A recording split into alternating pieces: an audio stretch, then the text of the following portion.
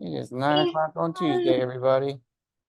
9 o'clock on Tuesday. That means it's Together Tuesdays with AMCSI.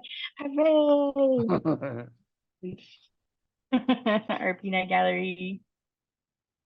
Look, I even have my bathtub. I'm traveling and I've got my bathtub with me. I Where mean, are you you? gotta go with the bathtub.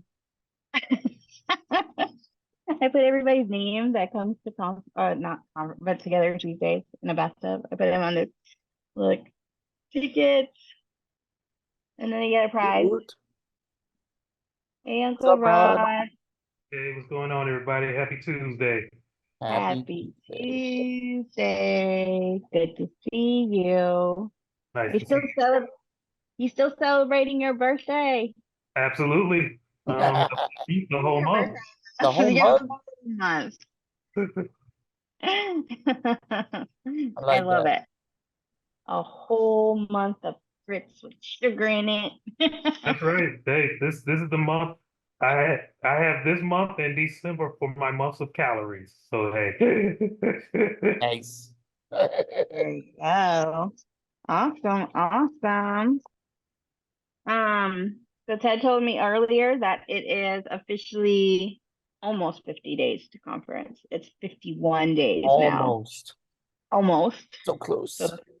So very close, but only 46 days to AMC Awareness Day. So we've been counting down. So super close. Really excited. What else we got? What else we got going on? Our special guest is Matt. He's not here yet, but I'm sure he'll tune in soon because he likes my post on Facebook. So you know he's coming. Working on it. Let's see what we got going on. Oh, lots of t-shirt sale pre-orders are coming in. So you guys, if you are going to wear blue for AMC Awareness Day, don't forget to order or pre-order your AMC Awareness t-shirt. The design is up on our website as well as on our socials. So it's a really cool design this year. I'm Julia. Oh yeah, Julia Bucci. I think I said that right. That was this year's winner. And we had so many submissions. Like I said last week. I mean, it was awesome. And then let's see, just a couple of reminders. The Ohio mini meetup is taking place in 4 days on the 18th. Dayton, Ohio, at the Owens Place, I believe it's called. Yeah, it's Owen Place, yep. Okay. And then I think it's like 11 to 5. So if you're in the Dayton, Ohio area, surrounding areas, don't forget about that event. And then let's see. Oh, there's a webinar that's coming up on the 21st with Dr. Sawatsky.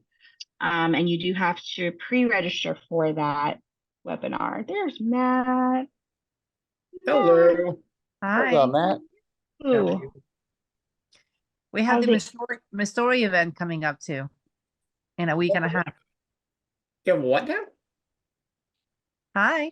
Hi, did you say you have a story coming up for me? Missouri. No, Annie was giving an update on things coming up, but I said we have the event in Missouri as well. Yes. Yes. A week and a half. Yes. The AMC and Me event is coming up May 25th, May 26th. It's a 2-day event in St. Louis, Missouri. So if you are in that area, please check out our website for information about that. There is a mini conference the first day, and then the next day is a fundraiser for AMCSI. It's a walk, run, and roll. So that'll be really, really exciting. Oh yeah, thanks for that reminder, Maria. I almost forgot about it. I thought I had it in my notes. And it's a pre-conference to conference, so we can't forget it. Yes, pre-conference to conference. And I just wanted to give, before we introduce Matt, I definitely wanted to just kind of give our AMC community a huge hug tonight. We lost a member of our community, I think it was 2 days ago. And if you are in the main Arthrogryposis Facebook group, you know that Dino Man passed away. A lot of people have been following his journey in that group. And so we wanted to send our deepest condolences to the Hart family. He was such a cutie, and I loved the family's updates that we got probably almost a daily, it seems. You know, he was improving, doing really well, and unfortunately he passed away. So I just want to acknowledge them. And then we have a few of our AMCers who are in the hospital, and just want to send our good thoughts to them as well before we get started. Matt, how are you doing? Doing well. How are you? Good. I'm great. I'm so glad you're here to share your story with our audience for Together Tuesdays. Of course, we usually take maybe the end of our broadcast, our episode today. We'll take like about 10 minutes to do a Q&A if anybody from the Facebook audience or if anybody else comes on Zoom to ask questions. Hey, Rizzo's watching. But we really wanted to just give this floor to you to tell us all about Matt Cavadon. And hey, Melissa. But, you know, feel free to share whatever you would like to share with us. And Maria, if you have any updates you want to share at the end of this, AMCSI updates, feel free. Okay, sounds great. Well, thank you very much for inviting me on. I am a board member for AMCSI. I got involved in AMCSI, I guess a little bit over a year and a half ago, or well, right about a year and a half ago at this point. And it's been a great ride so far. I was really had an excellent time in Columbus at our last conference up in Ohio, getting to know a number of folks in person. And then very much looking forward to Atlanta. Folks who are aware of the area may recognize the Atlanta skyline behind me. That is because this is kind of my home region here. I live about 2.5 hours outside the city, but I go in once a week for work. But I can come to all that later on. In any event, I was born in Connecticut, grew up that way, and had a really good positive upbringing. Was in my normal mainstream public education all the way up from kindergarten through high school graduation, and got involved in a lot of things over the years. My involvement with the disability community started when I was young, maybe 5 years old or so. I met the founders of Jonathan's Dream. So this was a couple from a few towns away from me who had lost a baby to spinal muscular atrophy. And as part of their grieving, they were told to take that energy and put it into something positive for other people. While Jonathan was still alive, they'd been at a playground and had seen a young girl sitting on the sidelines in her wheelchair. And she couldn't actually access the playground at all because there was nothing accessible to it. And that image stayed with them for a long time. And so realizing that had Jonathan lived, he would have been in a wheelchair, they decided to build a playground that was accessible to kids of all abilities. So they were great movers and shakers, Amy and Peter Barzak up there in Connecticut. And one day they came to a meeting of my chapter of WOW, or Winners on Wheels. It was a scouting style group for kids in wheelchairs. Folks have been around for a little while might know about it. I don't know. I don't think they're still active. At least I haven't seen a whole lot. But Amy and Peter came and asked us to design what would we like to see in a playground. They give us crayons and Play-Doh and markers and all kinds of things, told us to just go crazy. And I designed this swing. I remembered that when I was really little, I used to love sitting in a bucket swing and getting pushed. And my uncle and cousins and I had been out canoeing not long before that.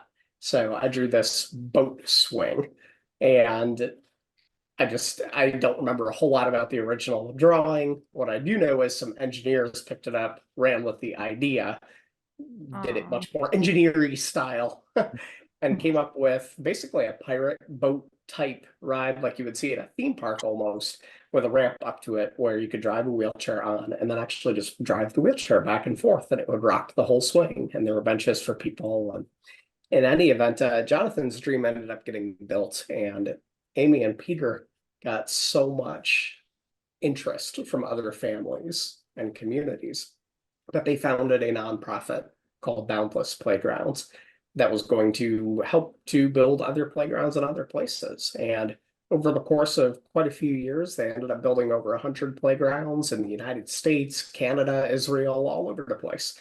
And I was asked to be a youth spokesman for that. So I spent a fair amount of time when I was young traveling around and speaking to groups about my experience with the playground, the importance of it. I spoke to the Connecticut State Legislature and flew out to San Francisco and spoke to the American Academy of Orthopedic Surgeons. I also appeared 3 times at a conference hosted by then Vice President Al Gore and his wife, focusing on community initiatives. And so these were all great experiences. And at a very young age, I was doing a lot of public speaking and getting to talk to adults about grown-up things like government budgets and community organizing. My family, my 5th grade classmates and I ended up bringing those efforts home and coordinated an effort over about 2 years to raise $250,000 and build a playground in our town. So all of those experiences led me into a bunch of other nonprofit work and some advocacy work. I got involved with the National Council on Disabilities Youth Advisory Committee, which was a federal agency, and it still exists. It's a panel for young people who have disabilities to talk about issues that affect people with disabilities and to help to influence federal lawmakers as they think about those issues. I also got involved in the National 4-H Council Board of Trustees. Folks who are from more rural areas than a lot of Connecticut might be aware of 4-H more than I was before I got involved with the board there. But I did a lot of advocacy and a lot of organizing and things early on in my life. Then I went off to college and let a lot of those things just go for a little while because I needed to focus on other things and discover other parts of my personality and connect with the whole experience that college was. I had a really good 4 years there. I tried out a lot of different things. I got very involved in church activities. I also volunteered at a homeless shelter. And so every week I was taking on shifts there, doing what's called resource advocacy. So taking some of the experiences I had with paperwork and government organizations and bureaucracy and how much of a pain they can be, and trying to help folks who needed homes to apply for healthcare and for housing and look for what opportunities they had. We were actually the first student-run shelter in the country, and I wasn't part of the founding of it. I came on quite a few years after that, but had really good experiences there.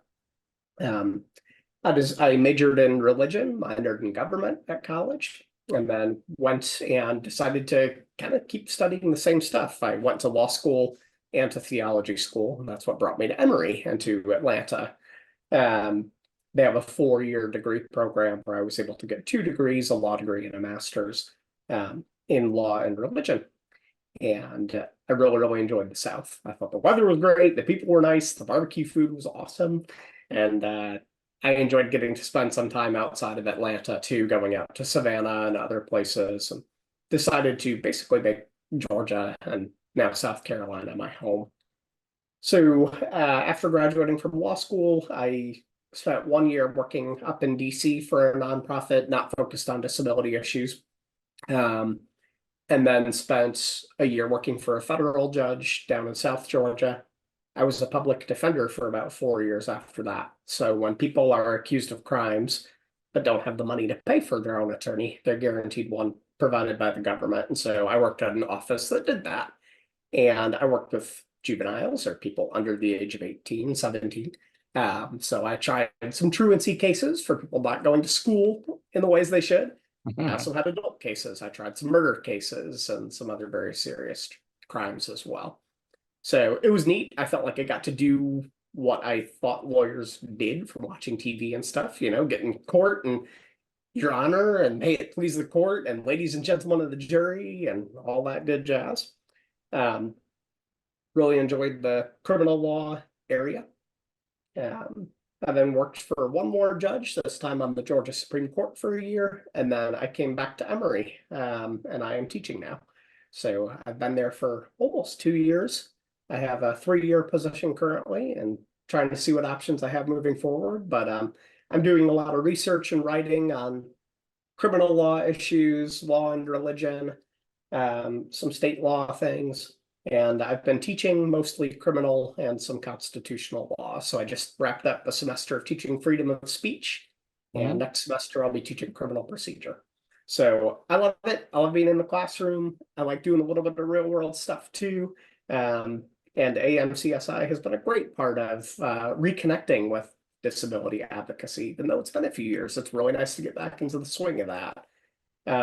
Otherwise, I'm married. My wife and I live in South Carolina, pretty close to Augusta, Georgia, a couple hours away from Ani and all those folks up in the upstate.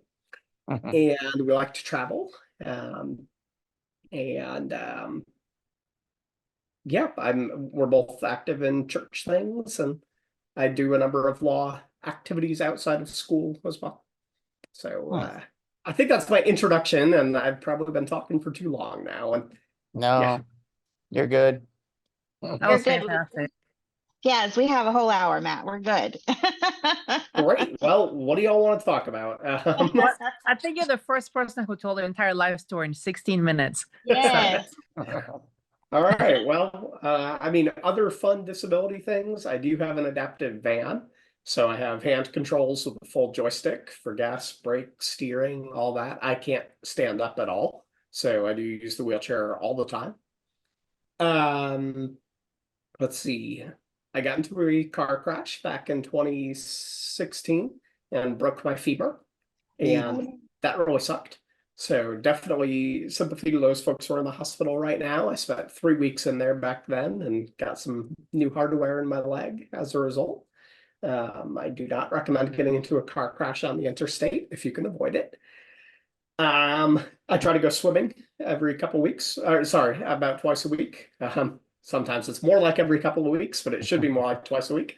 I find that that's the best fitness that I can get. And fortunately, our big community pool has a wheelchair lift and big wide open lanes. That's really all I Nice. need.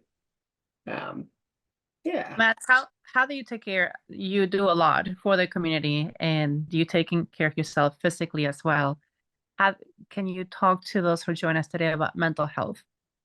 Mental health is a big topic for everybody, especially after COVID. It's normalized the conversation. It's even bigger amongst the disability community.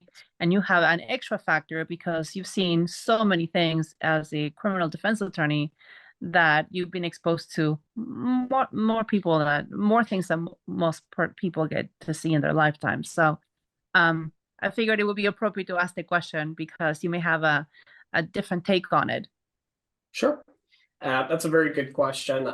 I will say I worked a lot with folks who had a lot of mental health issues. When I was at the homeless shelter, a lot of our folks had mental health issues.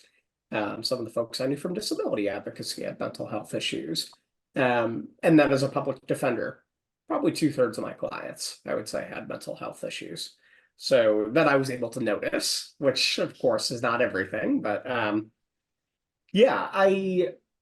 there have been times in my life when I think I've done better with it, and there have been times when I haven't been as good about it. Some of the things that I think are important. Number one, do pick areas of study and career fields and things that work for you. A lot of lawyers can't do criminal work. That's okay. Know your limits. My mom was a delivery room nurse. My father was a police officer. We grew up having conversations about stuff, dark stuff, uncomfortable stuff. So that didn't bother me so much. I felt like I had a decent sense of how to draw those boundaries and not get too overwhelmed. by the work stuff. There were things that I have seen that I hope nobody ever has to see. But that's the nature of it. And I do still do some criminal defense work because I am more comfortable with it than some folks are. One of the bad habits that I had for a lot of years was getting so excited and signing up to be involved in all kinds of things and then getting totally overwhelmed. I'm not good at saying no to things. I'm not good at saying I can't. I don't like that. Maybe that's partly because of disability, right? You don't never want to say you can't do this because everybody else tells you what you can't do. So you want to prove them wrong. And I think that that stubborn attitude has gotten me places in life, but it's also gotten me some not great places in life. There were seasons in college that the fall of my sophomore year, I took 5 classes. I was involved heavily in about 4 student organizations. I walked out with a couple of C's and absolute burnout and exhaustion. And so I cut back a lot after that, which made me feel like I was free again, which made me sign up for a whole bunch more stuff. I had a bad habit of doing that for a while. Some of the things that I have tried to learn imperfectly. Number one, my wife has been really, really good about slow down. It's okay to just take downtime, to just say no, or just make time to take a nap, just relax. Don't have anything going on this Saturday. Pick times when you just need to have space and just gotta have some you time. And it's okay. You can just tell a friend, no, I just can't do this right now. Number 2, some of the best advice that I got was never drink when you feel like you have to, only drink if you don't, which is counterintuitive. And the lesson that I had to learn when I was drinking because I felt like I needed to blow off steam or needed to relax, that was a sign that other things were going on and I needed to make changes. And alcohol had an unhealthy role in my life at those points. Whereas if I enjoy a beverage when I am feeling calm and happy, I actually do enjoy it more and it keeps me in a healthier relationship with it. I also got good advice. One of my mentors last year saw me looking a little bit haggard and just straight up told me, you need to understand that first comes faith, second comes health, third comes family, fourth comes work. And that's it. And especially when you are early on into trying to make a name for yourself or get a good job or other things, it is hard to feel like you can keep those things in the right order. It feels like you have to say yes to every opportunity that comes along and prove yourself. And especially if you already have some of those feelings coming from the disability background, it can be really, really hard. But that's life. And things do work out better the more that I hold to that advice and have found. So having some things that just have to happen. I have to go to church on Sunday. I have to go to dinner with my niece every now and again. I have to have time where I just sit and listen to my wife. I just have to. And does that mean they're convenient? No. Does that mean that they are sometimes headaches when it's like, shoot, I also have so much stuff to do right now? Yes, it is stressful. But allowing those interruptions to happen is really important. And the more that I allow those interruptions to happen, the more other things have a sense of perspective of like, yeah, it would have been nice to finish that paper or brief or whatever a little bit earlier. But it's not like the world is burning down because I'm not doing it right now. Like things are a little bit more flexible. So the more that I allow that to happen, and the more that I think seriously when I'm offered something about, do I really have the ability to do this right now? It's helpful. The only other thing that I would add to that is, for the first time, well, the past couple of years, I've really gotten like actively getting mental health upkeep for the first time in my life. So like I started, not because of any particular crisis, just started talking to a counselor every month or so. Because if I saved that for when something was going wrong, I was probably not going to do it. And so just building it in as a routine of like, I'm just going to do this and whatever's going on, who knows what I'll find out. If I just say that like, I have to come up with something to talk with her about on Friday, it turns out there's all kinds of stuff I can talk about. And like, that's super helpful. So having that as part of my routine's been really nice. And that helped to lead me toward like, I got diagnosed with some anxiety over the winter and like started taking a low grade medication for it. And like, it has helped a lot. Like, my big thing mental health wise usually is sleeplessness. I get these spirals where I just like sleep like garbage for 4 or 5 days straight, and it snowballs and makes everything worse. And I get all nervous about not sleeping, and then that makes me not sleep, and it's rough, right? Like having that has just interrupted that. It just shuts it up a little bit, takes some of that nervous, panicky edge off, and then I can handle it better. So that's been a nice change too. And that's not something that I ever did before in my life.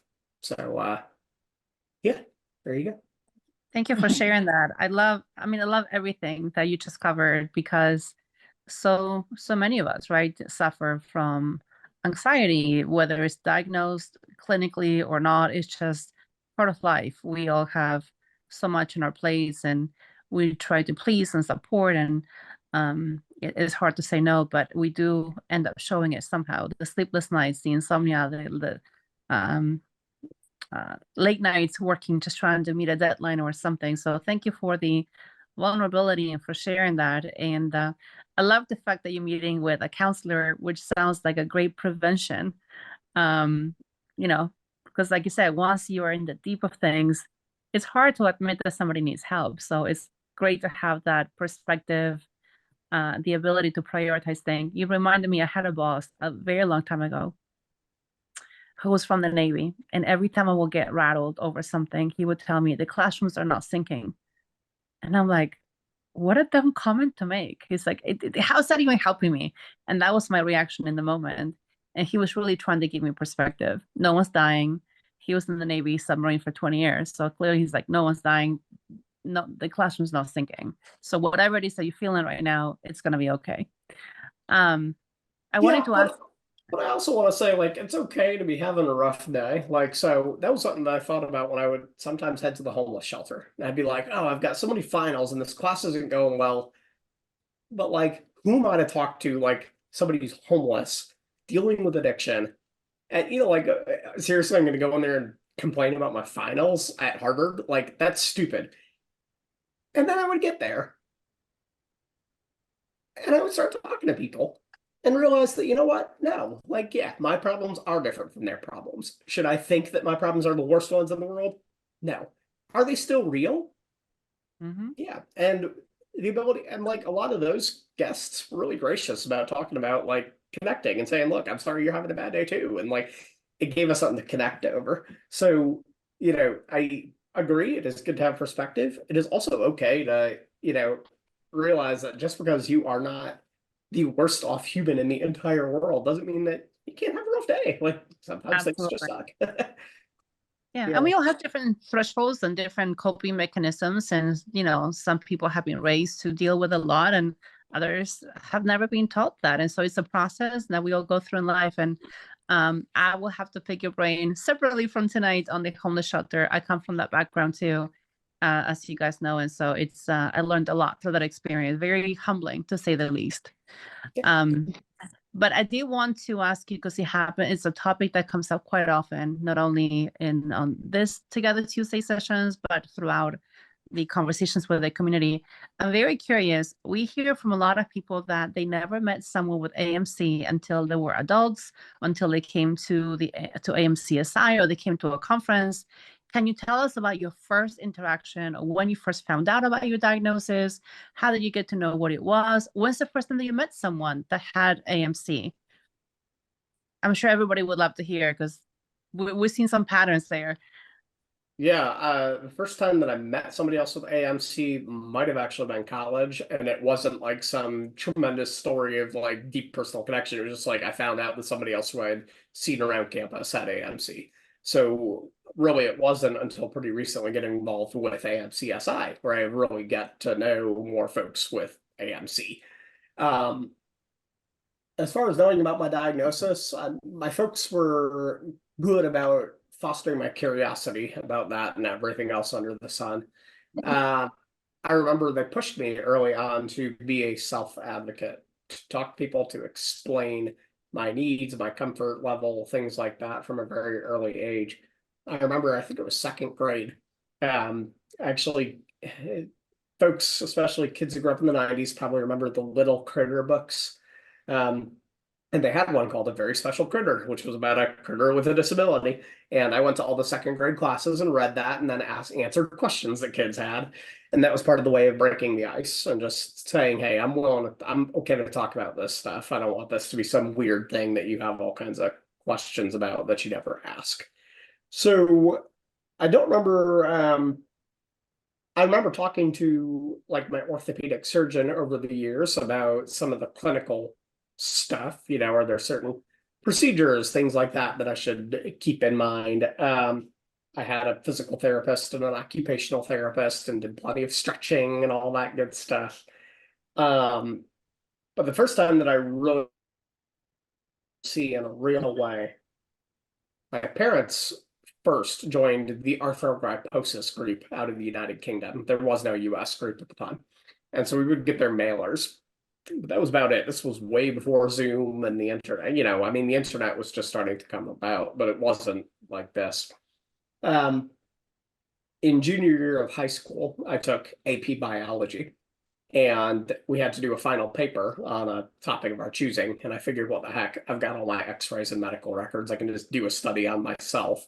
Also, what's my teacher going to do? Give me a C for a paper on me? Like, probably not. So I wrote about my personal AMC and did some reading about academic articles and things as part of that.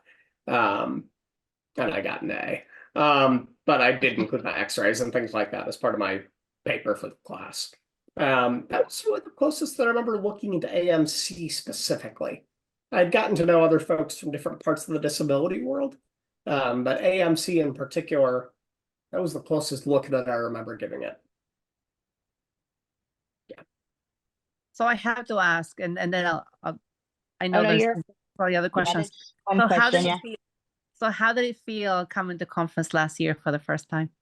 Oh, it was fantastic. My wife, as soon as we got in the lobby, she was just grinning from ear to ear. And when we got up to the room, she said, it's just like there are a whole bunch of Matthews. And I'm like, it's your people. Like, it's a place where I didn't stand out, like not in the ways that I normally do,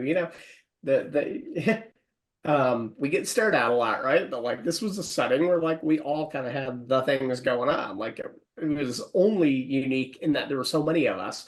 But it was neat to feel like I was in a place where, there were other folks with, medical equipment and bodies that work a little differently. And like that was a really neat feeling. And I feel like we have that natural connection. And I wanted to know about other people's lives with AMC. I mean, I wanted to talk to people about their situations, their families, their backgrounds, their work, their, just see how they do it. And we do have a big range of differences within our community. But getting to know about more of that, it was good stuff. And people were really warm, and the family aspect was great too. I mean, like I said, my wife was there with me, and I enjoyed having her there to get to see all that as well. So that was really neat. And talking to some people's spouses and parents and kiddos and all that. It was a cool combination of things. Awesome. Well, we're very glad that you joined us last year, and I know you're joining us again this year. So we can't wait to see you in Atlanta. Yeah, I will absolutely be there. I'm super excited that it's kind of on, again, my home turf a little bit there. I've actually been out to the hotel site already and checked it out and took some notes for Michelle. But Atlanta's a great city. It is a super fun place right downtown there where the hotel is.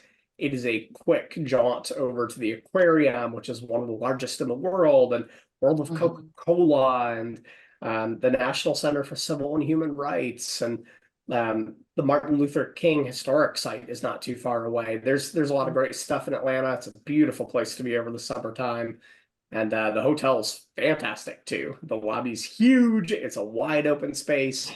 It should be perfect for all the things that AMC likes to do. So I'm super excited. I'm really, really happy.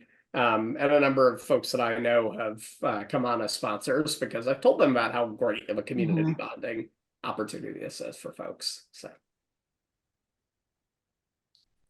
That's wonderful. Go ahead, Annie.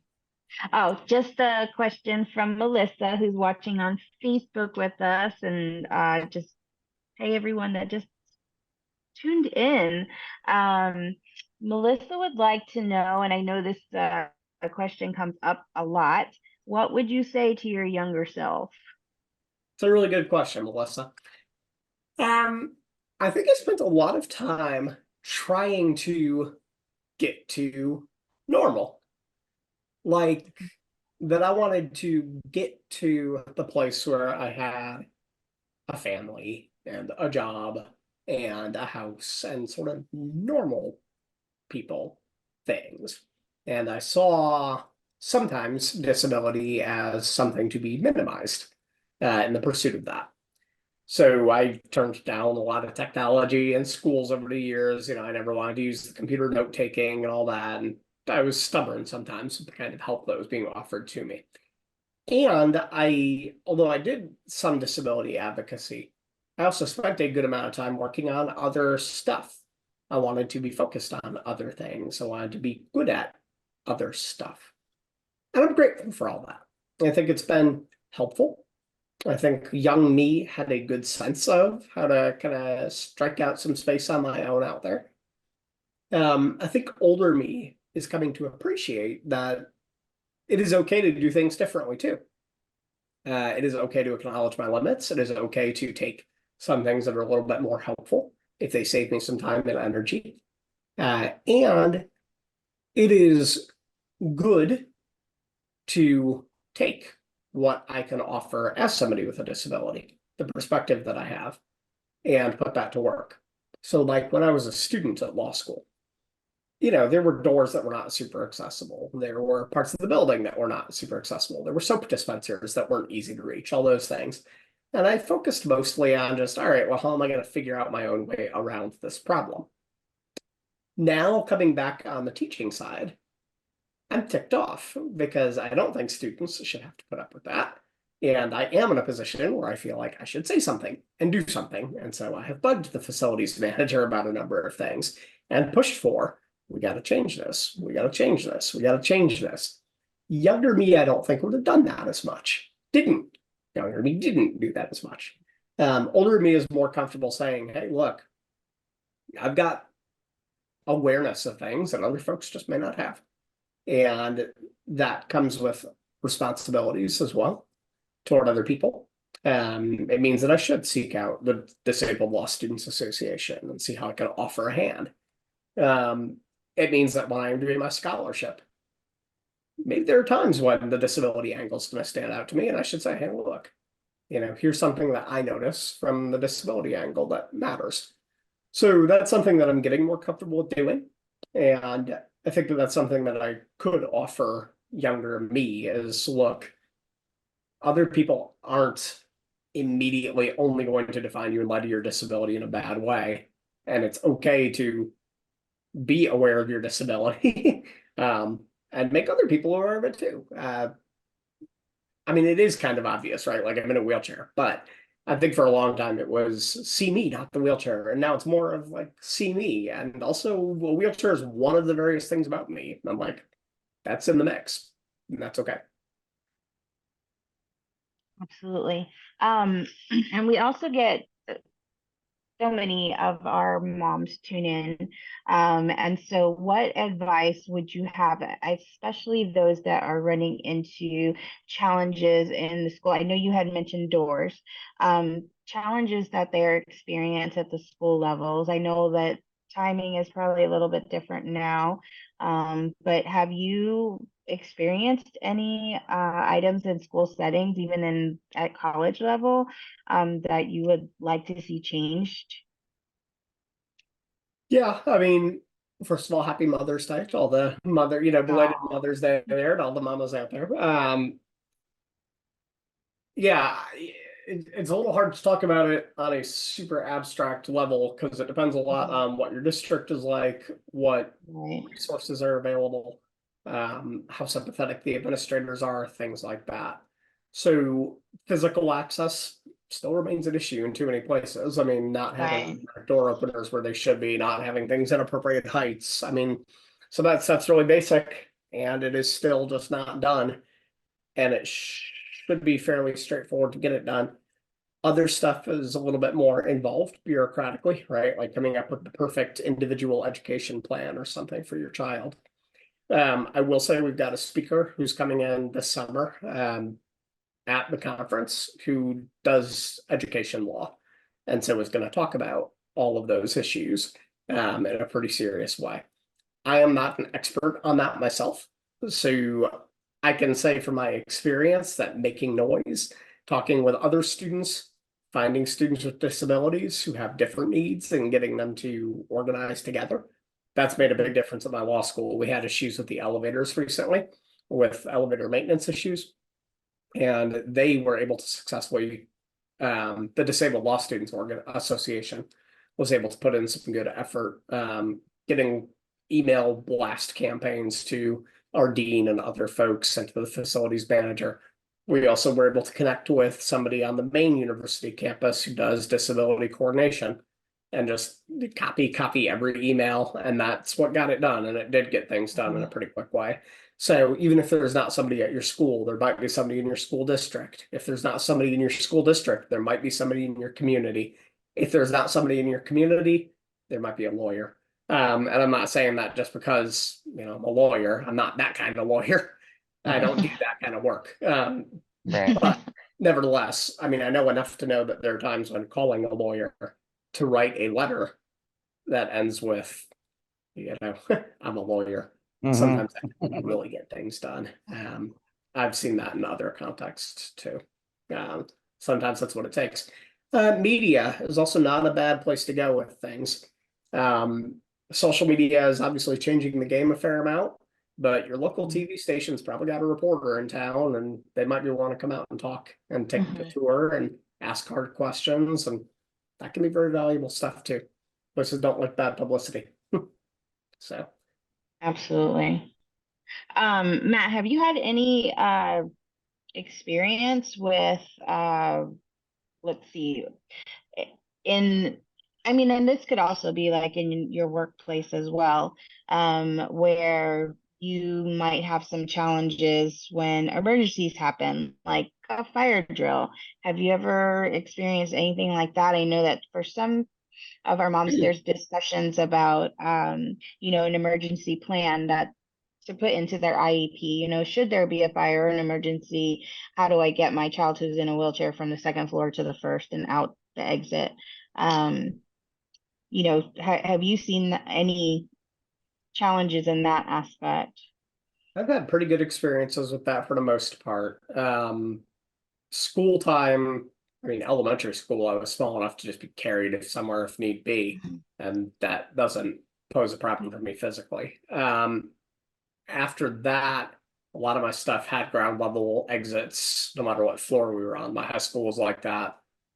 Much of my college stuff was like that, or at least had redundancy, multiple elevators, sanctuary, zones of refuge, with the big thick doors and all that jazz.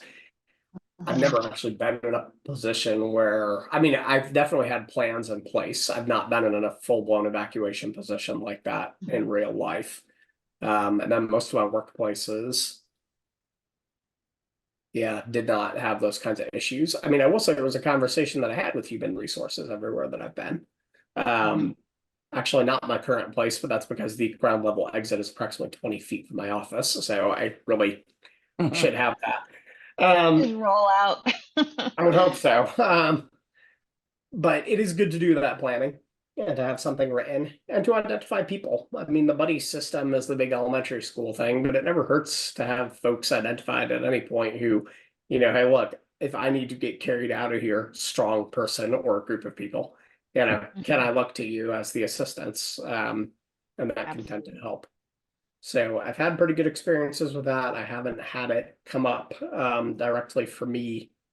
It is always good to know any newer building's going to have zones of refuge and things where you're able to shelter in place until first responders can get to you.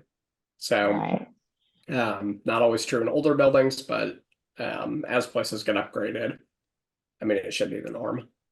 Yeah, I'll add to that real quick. If you don't mind. Yeah, please. When I was working for the Coalition for the Homeless, multiple buildings, big campus, multiple stories. And we had, as you can imagine, individuals with mental health who sometimes were not fully aware of what was going on. And then we had individuals with physical disabilities as well. And we not only run drills all the time, but we made sure that the case managers were spending time with them. And every time they had a meeting, whether it was about their employment or their case management or whatever it is that they were petitioning, we always make sure that they handed out a route, an exit route to the building, and reminded them what they needed to do. We also desensitized them to the sirens and the alarms that can throw people off, right, in the middle of whatever's going on, especially if it's happening while they're sleeping, right? You get disrupted, you get startled. And you know, regardless of the situation, we can all react in fear and panic and become paralyzed. And so having that handy, color-coded made sense. And as far as the buddy system, we assigned a counselor or case manager in this case that they knew to go to, or they were trained, depending on where they were in the building, to stay put and not move. And we actually trained the case managers to go find their people. So they had a list of people that they had to go find. And then we had someone that came right behind them and to scour the entire place, make sure nobody was missing. So we had more than one way of checking that everybody was accounted for. So when the panic kicked in, they were stuck in a bathroom, or you know, fear, panic took over, we had multiple ways of helping them exit. And for those who were on wheelchairs, walkers, canes, or any other kind of assistance, we had someone assigned, as you said, with muscle, typically men, that would help them guide them down the stairs that went on the perimeter of the building from the outside, and then somebody that will carry their equipment. And if it was too big to carry, we left it behind, and then made sure to return the individual to their equipment, knowing that it was accounted for and where it was. So the point of it is not to learn from my experience or the Coalition for the Homeless. The point is, when there's a will, there's a way, and there's no perfect plan. There's best practices out there, but I think that one common denominator is the human factor, right? Equipment will fail, buildings are not perfect, maintenance may always, you know, leave lots to be desired. My husband works in that space, so I know how hard they work, but it's impossible to keep up. And so the one thing that really made the difference was the people caring for other people who had a list and a checklist, who knew what they were responsible for, and having that ongoing conversation to help individuals understand how to respond, how to react, not to panic, because they knew that they were going to be taken care of. And so that made a difference. So I don't know, Annie, if that helps with the questions that you have received, but those are things that they worked in my experience. Those are protocols that I have put in place. And we did have, we had shootings, we had threats, we had bomb threats. I had to shut down the entire place out of safety. We had fire drills, we had actual fires. And it was the same protocols every single time. I mean, active shooters, that happened once, and that was enough to scare me. You know, and I was in charge of the premises. So that was interesting. And we could hear the fire, the shots being fired. But with all of that said, as long as it's a plan, it is practiced, it is known, it is shared, and everybody knows that that they will come to get you. I think that that's what really helped everybody be more at ease, because they weren't fending for themselves anymore. I think that makes sense. And that's a great answer, and a better one than I gave. So. Oh, I wouldn't say that. I would.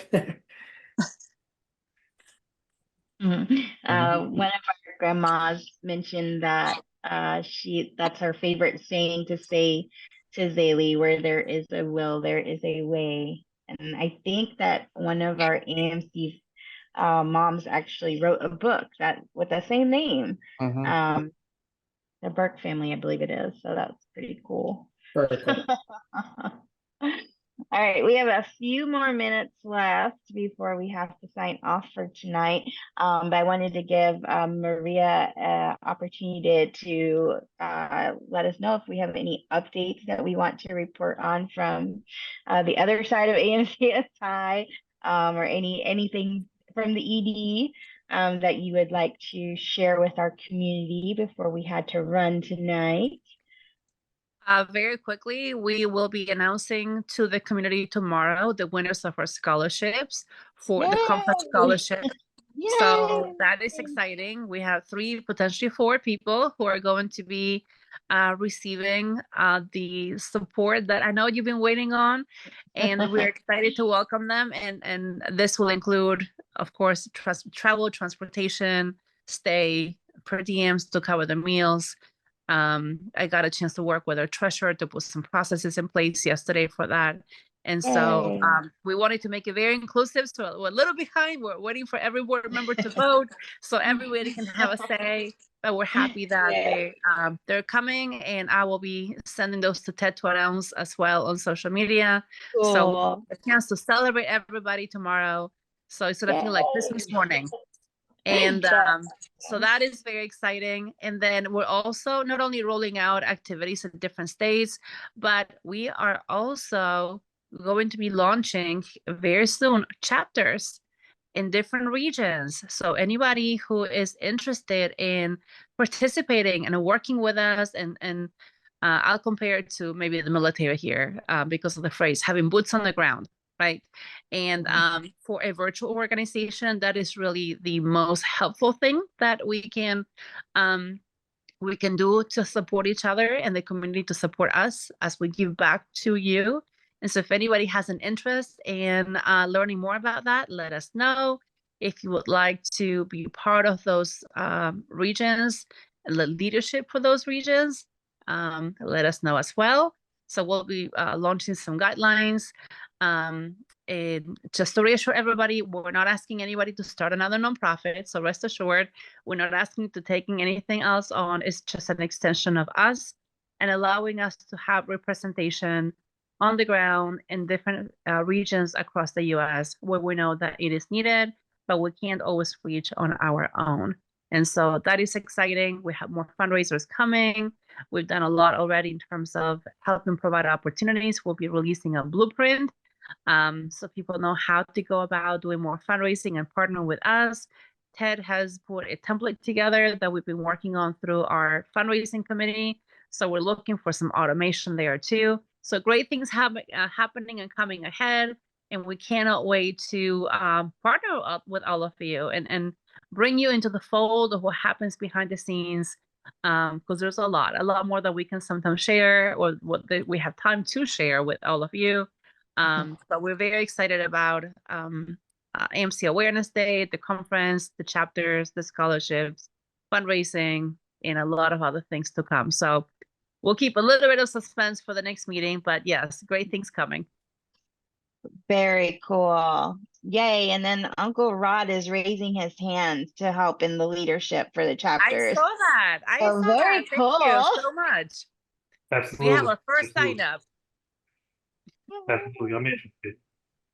Absolutely. That's exciting. I'm excited for chapters. I know that's something that we talked about for many years, and we just haven't had the opportunity to really put our brains together to get it off the ground. So really super excited to have, like you said, Maria, boots on the ground. And I think from that, having the leadership in the certain states and certain regions, there will be more meetups. So you don't have to wait for conference to come around or wait for conference to come to your neck of the woods. So I'm so excited about that opportunity. It looks like there's a lot of viewers on who also agree, Maria, that they're excited about this as well. So yes, that's so exciting. We have some great things happening with Shriners. The latest of the Shriners is coming to an end very soon. So I know that we'll have some announcements from their fundraising efforts and support here shortly. So that is exciting. So yes, it's coming together. It feels like it's taken forever, but we are very well, I can't really say that technically, because if there's one person that's waited the longest, is Annie. 20 anyone used to waiting. So I guess I can't take that from her. No, but we are excited. We hope that it resonates with all of you. When you roll something out new, it's never perfect, and there's no one size fits all. So we are putting a lot of time and effort to roll it out in what we think is the best approach, but certainly subject to feedback and adjustments, tweaking and pivoting as we figure out the best approach for us, right? We're not going to hold it until it's perfect. We're going to roll it out, roll with the punches, and continue to embrace the different regions, hold more meetups, as Annie said. We're looking to partner with other hospitals, potentially do more education opportunities, working on a Social Security Administration and Benefits workshop that I know will help people who are looking to apply for disability benefits. And beyond that, let us know what you need. We are all ears. I know that a lot of people reach out to Annie, so let us know what you would like to see. Don't wait for us to tell you what you should know. We want to hear from you. And then from there on out, a little easier for us to say, let us find the resources and the expertise to meet you where you are and answer the questions that you have. Because at the end of the day, we're here for you. Absolutely. Our next Together Tuesday is going to take place May 21st. And I would like to invite everybody to attend, but also we are looking for the next special guest. So if you're watching on Facebook, and you have a story to tell, you could be a mom, a dad, medical provider, an AMC or yourself. We want to hear your story. We want to know how arthrogryposis, your journey with AMC, and we want to get to know you, and it actually helps us, come up with those programs like the chapters, and obviously the conference scholarship program is huge for our attendees to be able to have that opportunity. So all of those years that we talked about, fundraising, everything has a story to tell, and we want to hear more from our community. So if you are watching and want to tell your story next week or the week after, we have openings. So please let us know. Email us at info@amcsupport.org. Let's see. Oh, I have to pick the winner, tonight's winner for time. swag. You get swag from our store. Okay, not looking. This is everybody that tuned in and said, okay, Miss Cheryl Shop, you win a prize from our store. Nice. Yay! Okay, Miss Cheryl, message us your address, info@amcsupport.org. I'm so excited. All right, so Ted, take us away. Shut us down. Oh, wait. Hold on. Before I forget, so we are working with a PR firm. I don't know that we have shared that with the community, and because this came from our own community, we're very excited that they are currently doing interviews. They will be working with the media. So if any one of you out there would like to share your story, if you are interested in talking with this PR firm to help with advocacy, create more awareness, and really put the spotlight on AMC and AMCSI, so they can bring about more understanding, more financial support, sponsorships, companies, so on and so forth. That's what they're helping us with. That goes above and beyond the marketing that we do and the awareness that we can do on our own. So if you would like to have your story shared, let us know. If talking to the media or talking to a PR agency is not your cup of tea, it is perfectly fine. We're not all comfortable with that. However, you can also share your story on our newsletter.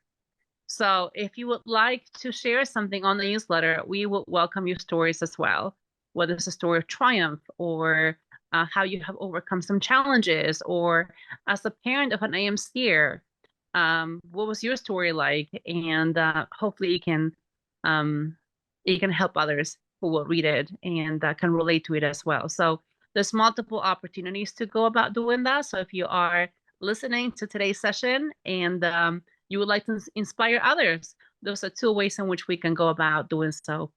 So just reach out and let us know, and we will sign you up. Rod. We will sign you up. We'll sign you up, Uncle Rod. Absolutely. For all of it. I will do it. I will do it. I don't mind being a poster boy. Thanks. Perfect. All right, you guys. Matt, thank you so much for being our special guest tonight. My Thank pleasure. you. Happy to talk. If anybody wants to email, I'm glad to continue to talk about anything. Absolutely. All right. And we will share your info with anybody that messages us that wants to reach out to Matt. All right, Ted, take it away. Well, we want to thank everybody again. We also want to remind people about the proclamations because they're coming up. Talk to your town administrators, your councils, city councils, get them in. I've reached out to Philly. They said don't talk to me until June. So I'm waiting. So that's what Philly said. I did, however, get the Pico building and Liberty One is going to light up in blue so far. So, and that's through BOOMA situations. If you're in a city, you want to look for the BOOMA administrator to contact them for illuminations. You can contact your townships, your local areas, and let them know that June 30th, light up in blue, talk about it with their customers. It's really all about awareness, right? It's all about getting that message out there. So I just wanted to remind everybody of that. And Matt, wanted to thank you again for joining us. It's awesome hearing everything that you had to share with us. And with that, I want to say be safe and be strong, people. We'll see you next week. Bye, guys. Thank you very Thank you all much. so much. Thanks, Matt. Bye, Uncle Rod. Bye, Courtney. Later, everyone. Have a Much great love. night. We'll see you Much next week. love. Bye, guys, on Facebook. Thank you, Matt, so much. You're very welcome. Thanks for the opportunity.